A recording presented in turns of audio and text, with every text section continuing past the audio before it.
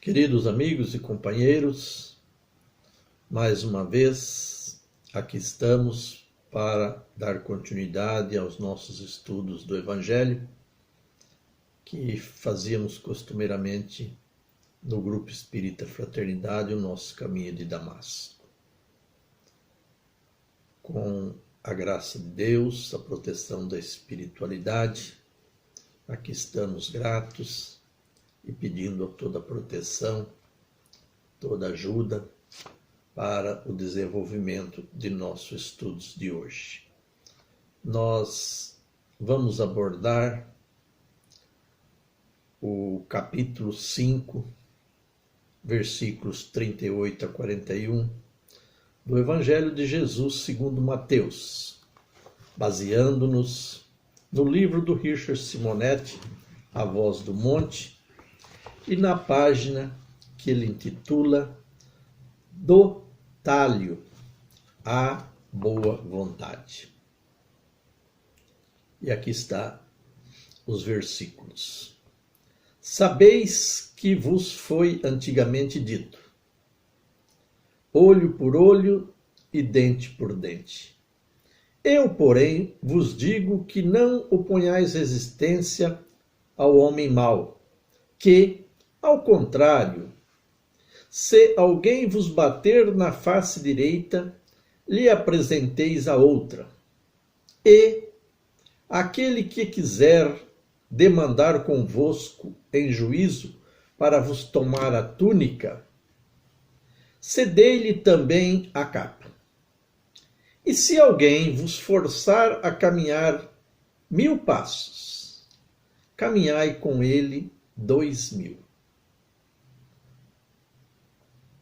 Richard Simonetti, aproveitando esta passagem de Jesus, segundo Mateus, teceu esta página que nós vamos utilizar como subsídio para o nosso estudo. Diz ele: no livro Êxodo, capítulo 21, versículos 24 e 25, Jeová diz assim: olho por olho, dente por dente, mão por mão, pé por pé, queimadura por queimadura, ferimento por ferimento, golpe por golpe. Em Levítico, capítulo 24, versículos 19 e 20, repete: se alguém causar defeito ao seu próximo, que receba o mesmo mal. Fratura por fratura, olho por olho, dente por dente. Como ele tiver desfigurado algum homem, assim se lhe fará. Em Deuteronômio, capítulo 19, versículo 21, ratifica: vida por vida, olho por olho, dente por dente, mão por mão, pé por pé. É a famosa pena de talião, de prescrições incríveis. Talião, que é do latim talio, de talis, a pena tal o crime. Numa agressão, se a vítima fica sem dentes, o agressor sofrerá idêntica perda. Se fica cega, o agressor terá vazados os olhos. Se morre, o agressor será morto. O ladrão terá cortado a mão, o caluniador ficará sem a língua. Então, essa era a lei de talião. Sofria o agressor a mesma pena, mesmo castigo que ele houvesse infligido a outro. Então nós vemos que isso está lá nos livros do Velho Testamento, no Levítico, no Deuteronômio, e no Êxodo. nos 3 livros constam essa lei, essa mesma lei como nós costumamos falar, olho por olho, né? Que é a lei de Talião.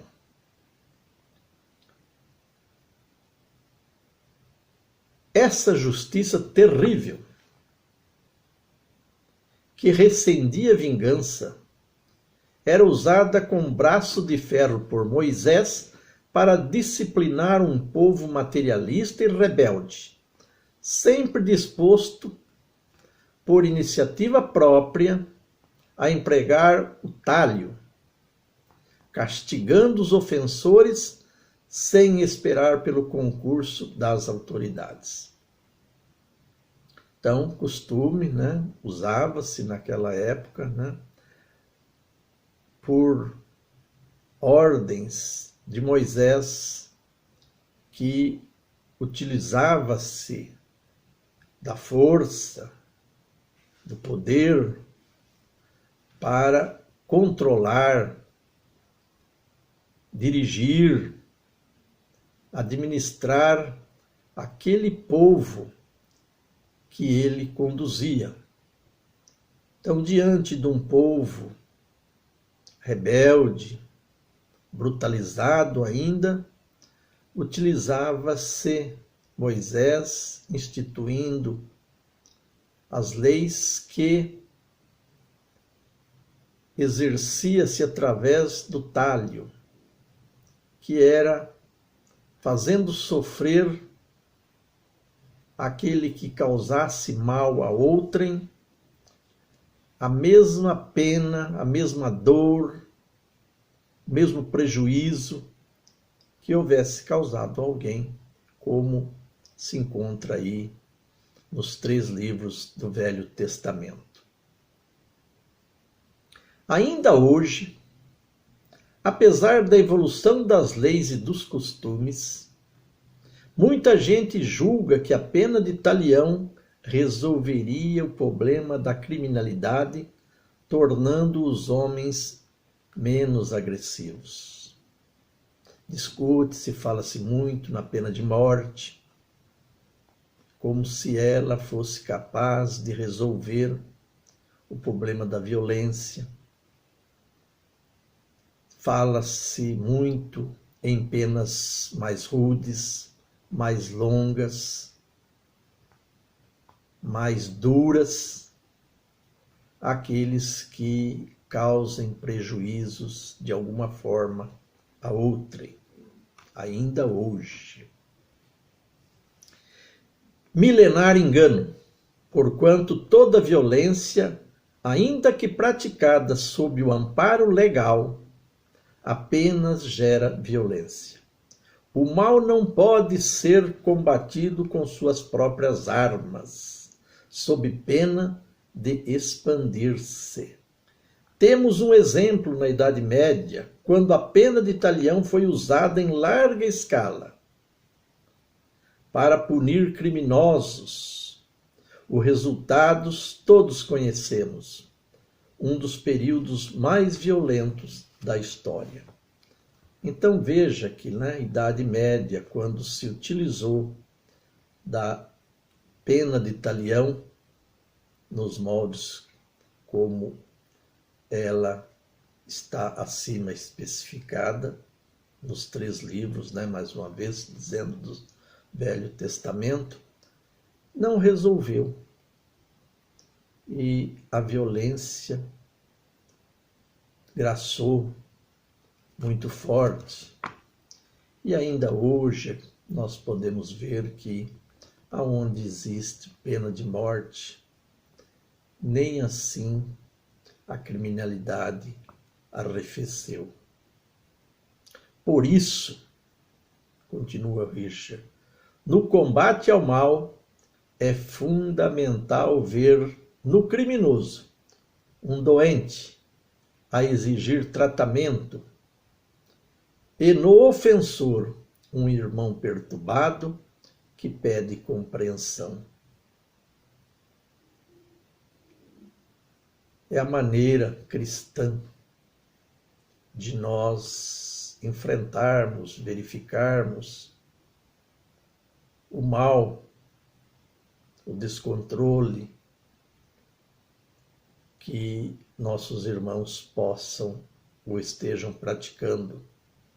O criminoso, seja ele um criminoso, seja ele um ofensor, é alguém que pede compreensão. Estas noções, que vão sendo assimiladas paulatinamente pela justiça humana, dia virá em que as prisões serão transformadas em eficientes hospitais de espíritos, são fruto da nova moral instituída por Jesus, ao recomendar que não oponhamos resistência ao ofensor. O Evangelho de Jesus, as afirmativas de Jesus como essa, e tantas outras, pregando a paz, a compreensão, o perdão, a caridade, na realidade, vem sendo assimilada pelo homem, pela humanidade, que tem buscado aprimorar as suas leis nos moldes da justiça divina, para a qual temos certeza ela tende, caminha, como disse o Riz, dia virá em que as prisões serão transformadas em eficientes hospitais do espírito. Porque nós manifestamos, as nossas manifestações são obras do espírito que somos. Portanto, quem tem que ser tratado não é o corpo, mas é o espírito, é a alma. E isso não se faz, como bem temos visto, apenas e tão somente pelo isolamento, pela prisão, pelas grades. Se isso resolvesse, já não existiria mais tamanhos enganos praticados pelo homem. Precisamos de coisa melhor. Por isso, as leis, com certeza, melhoraram em relação ao passado, continuam progredindo e progredirão sempre mais na medida em que o homem se espiritualizar. Naturalmente, suas palavras devem ser observadas, as palavras do Cristo, sobre o aspecto simbólico, porquanto, se tomadas ao pé da letra, teremos a consagração da passividade, favorecendo a desordem. Quando Jesus disse, oferecer a outra face, não responder ao mal com o mal, era no sentido de que devemos buscar o equilíbrio, a compreensão, para não fazermos aquilo que costumeiramente se diz, uma bola de neve, ou perpetuar o mal. Se cada um de nós devolvêssemos aquele mal que nós julgarmos ou houvermos até realmente recebido, nós estaríamos perpetuando o mal. O que seria da nossa convivência, da convivência humana, do relacionamento dos homens, dos povos, das nações, se não houvesse compreensão, se não houvesse um sentimento que possa nos levar a relevar, a deixar para lá, a conversar, ao invés de prontamente retaliar. Quanto a humanidade sofreu por isso, por querer retaliar, ou seja, devolver o mal com o mal. E o Jesus não nos recomendou isso. mas também, como diz, não nos interditou a defesa. Então nós vamos ver à frente o que o Richard diz que ele queria dizer com isso. O que o Mestre Jesus, pretende é que não reajamos negativamente ao mal que nos façam, respondendo na mesma dose de agressividade, pagando na mesma moeda. Sua filosofia de vida pode ser resumida numa afirmativa que não é sua, mas consta do Evangelho e é sempre lembrada nas comemorações de Natal. A proclamação dos anjos diante dos espantados pastores de Belém. Glória a Deus nas alturas, paz na terra aos homens de boa vontade. O mais precioso de todos os dons é a paz. Sem ela, esvaziam-se inevitavelmente todas as alegrias e satisfações. Segundo os anjos, Jesus viera trazer paz, mas somente aos homens de boa vontade. A boa vontade, portanto, deve ser recurso para todas as horas, principalmente quando alguém nos molesta. Somente com ela nos habilitaremos à vivência dos ensinamentos evangélicos e a todo instante, em variadas circunstâncias, somos convocados ao seu exercício. A boa vontade. Então, é através do exercício, da prática da boa vontade, para com tudo e para com todos, incluindo-se aí, principalmente, aqueles que de alguma forma não nos agradam, nos perturbam, nos querem mal, nos prejudicam. Se isso não fosse, Jesus não tinha recomendado: amai os vossos inimigos. Portanto, com o amai os vossos inimigos, Jesus estava defendendo que nós tenhamos boa vontade para com todos. A boa vontade é manter-se calmo, sereno, tranquilo, nas circunstâncias adversas. Neste momento em que somos testados, a paciência, o exercício da paciência, pelas situações adversas que outrem possam nos causar.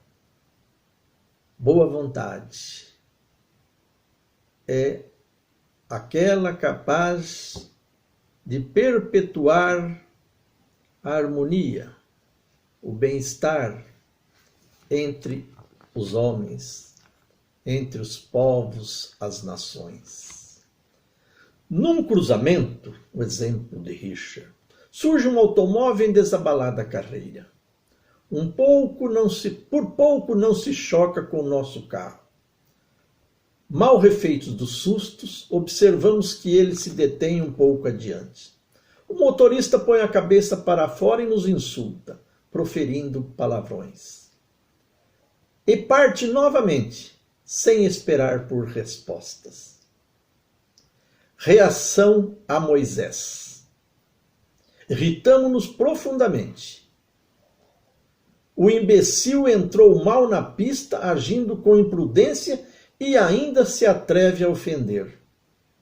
E saímos em sua perseguição, a fim de tomarmos satisfação.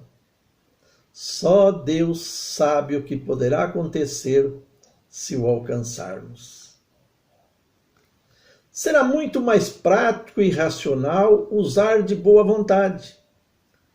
Voltar à outra face seria compreender que aquele motorista ou está com problemas muito sérios e a tensão o levou à imprudência e à agressão e à agressividade, e a tensão o levou à imprudência e à agressividade.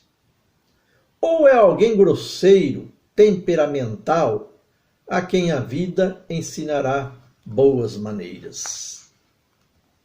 Então, nesse exemplo do motorista que corta a nossa frente, que invade o sinal e quase causa um acidente, que ainda para mais à frente e nos ofende, e que se manda, como se diz, nós temos duas opções, como disse o Richard. A lá Moisés, saímos em perseguição e sabemos qual é o fim disso.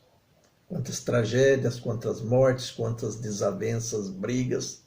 Isso, só nesse particular, nesse tipo de coisas já ocorreram. Acho que diariamente, né? A gente vê fatos tais acontecendo. Se nós agirmos à la Cristo, nós vamos usar da boa vontade, pensar que talvez aquele nosso irmão esteja com problemas sérios, que o levou aos descuidos, à falta de atenção, ou mesmo que ele seja alguém grosseiro, temperamental, e que a vida os ensinará, como nos ensinou e ensinará a todos. Às vezes querem tirnar-nos a túnica. Quantas ações dão entrada na justiça envolvendo disputas, problemas de aumento de aluguel, de execução de serviços, de herança, porque as partes não entram em acordo, prendendo-se a bagatelas. Boa vontade aqui, nesses fatos como tais citados, seria usar um pouco de desprendimento, considerando que as disputas em que nos envolvemos, quando decidimos endurecer em nossos pontos de vista, ou no que chamamos de nossos direitos, nos causarão tantas dores de cabeça e tantas irritações que fatalmente viveremos a lamentar nossas intransigências. Quantas vezes já nos arrependemos de ter endurecido uma posição, um ponto de vista, de ter demandado, de ter prolongado uma demanda em algumas divergências que nós já experimentamos.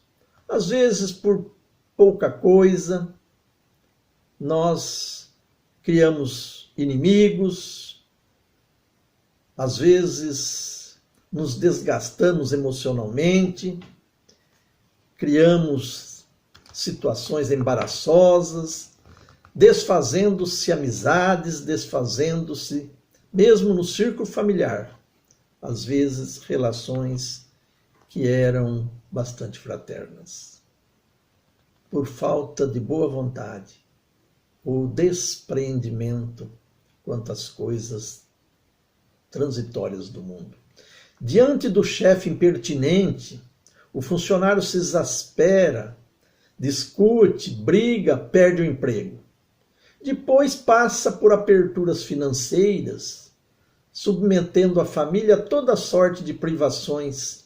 Seria bem melhor se estivesse disposto a caminhar os 2000 passos da tolerância, cultivando boa vontade. É aquele sangue nos olhos, como se diz, de não lavar desaforo, de não querer ser diminuído, que nos leva muitas vezes, como nesse exemplo do emprego, em que se não mede as consequências, quando um pouquinho de paciência, de compreensão, de boa vontade, nos evitaria muitos transtornos. A grande dificuldade é que muita gente acha que se comportar assim é ser bobo ou covarde. Num mundo onde impera o desatino e a violência, o bom senso e a mansuetude serão sempre recebidos com estranhezas. Jesus disse: bem-aventurados os simples, os humildes, os mansos, que é justamente uma situação que muitas vezes pode ser equivocada, confundida com covardia, com sangue de barata, como se diz, quando na realidade é a boa vontade, é aquele ser espiritualizado que aprendeu com Jesus a ser manso, humilde, simples, pacífico. Mas se estamos preocupados com a posição alheia, a opinião alheia, jamais seremos cristãos. E Jesus não nos prometeu um diploma de consagração popular. O que ele nos oferece é um áspero caminho de renovação, repleto de espinhos e sacrifícios, mas o único capaz de favorecer a edificação da paz em nossos corações. E, afinal, não é isso o que mais almejamos? Jesus não nos prometeu um diploma de consagração popular. E nós ficamos buscando a consagração popular, seguir o que dizem, o que o outro falou, o que podem pensar. E muitas vezes as nossas reações em desacordo com os ensinamentos cristãos são porque nós nos baseamos na reação, na opinião do que dizem os outros. Esquecemos nossos princípios para pensar naquilo que podem dizer ou que dizem os outros. Um ledo engano nosso. Vamos encerrar com uma mensagem de Emmanuel, no livro Vinha de Luz, psicografia de Chico Xavier, referente à resistência ao mal. Eu, porém, vos digo que não resistai ao mal. Evangelho de Jesus segundo Mateus, capítulo 5, versículo 39. E Emmanuel nos passa esta página. Os expoentes da má-fé costumam interpretar falsamente as palavras do Mestre com relação à resistência ao mal. Não determinava Jesus que os aprendizes se entregassem inermes às correntes destruidoras. Aconselhava a que nenhum discípulo retribuísse violência por violência. Enfrentar a crueldade com armas semelhantes seria perpetuar o ódio e a desregrada ambição no mundo. O bem é o único dissolvente do mal em todos os setores, revelando forças diferentes. Em razão disso, a atitude requisitada pelo crime jamais será a indiferença, e sim a do bem ativo, enérgico, renovador, vigilante e operoso. Em todas as épocas, os homens perpetraram erros graves, tentando reprimir a maldade, filha da ignorância, com a maldade, filha do cálculo. E as medidas infelizes, grande número de vezes, foram concretizadas em nome do próprio Cristo. Guerras, revoluções, assassínios, perseguições foram movimentados pelo homem que assim presume cooperar com o céu. No entanto, os empreendimentos sombrios nada mais fizeram que acentuar a catástrofe da separação e da discórdia. Semelhantes revides sempre constituem pruridos